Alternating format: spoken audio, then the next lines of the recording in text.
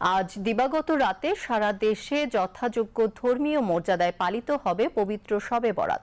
এই উপলক্ষে আগামীকাল সরকারি ছুটি।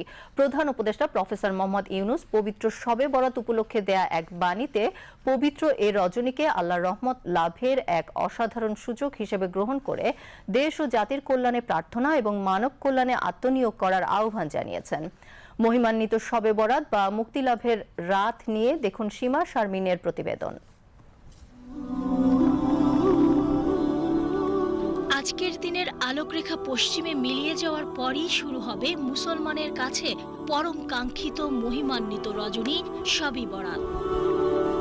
পাপ থেকে সর্বান্তকরণে ক্ষমা প্রার্থনা করে নিষ্কৃতি লাভের অপার সৌভাগ্যের রাত এটি।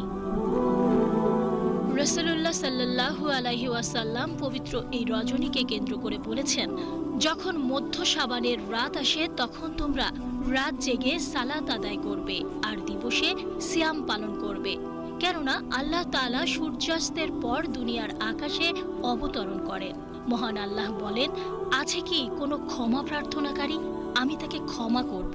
আছে কি কোনো রিজিক প্রার্থনাকারী? আমি রিজিক দান করব। আছে কি কোনো বিপদে নিপতিত ব্যক্তি? আমি তাকে সুস্থতা দান করব। উপমহাদেশের অনেক আলেমগণই বলে থাকেন, শবে বরাত হলো আল্লাহ তাআলার মহান দরবারে ক্ষমা প্রার্থনার বিশেষ সময়। আল্লাহ তাআলার নৈকট্য ও সান্নিধ্য লাভের এক দুর্লভ সুযোগ এনে দেয় লাইলাতুল নিসফি মিন শাবান, অর্থাৎ শবে বরাত। পবিত্র এই রাতে বিশেষ বরকত হাসিলের মানুষে মুসলিম সম্প্রদায় নফল নামাজ আদায় ও কুরআন তেলাওয়াত, ইস্তেগফার, ইবাদত বন্দেগী, জিকির আসকার, তাসবিহ তাহলিল, দোয়ায় মশগুল থাকেন।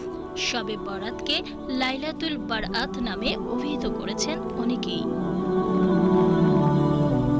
পবিত্র শবে বরাত উপলক্ষে প্রধান উপদেষ্টা প্রফেসর মোহাম্মদ ইউনূস বাংলাদেশ সহ বিশ্বের মুসলিম জনগোষ্ঠীকে শুভেচ্ছা জানান। তিনি দেশ ও জাতির কল্যাণে প্রার্থনা এবং মানব কল্যাণে আত্মনিয়োগ করার আহ্বান জানিয়েছেন।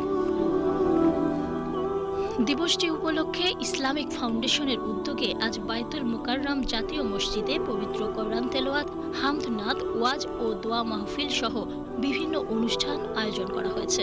বাংলাদেশ টেলিভিশন, বাংলাদেশ বেতার সহ বেসরকারি টিভি চ্যানেল ও রেডিও পবিত্র শবে বরাত উপলক্ষে ধর্মীয় বিভিন্ন অনুষ্ঠান সম্প্রচার করবে। সীমা শারমিন, বিটিভি নিউজ।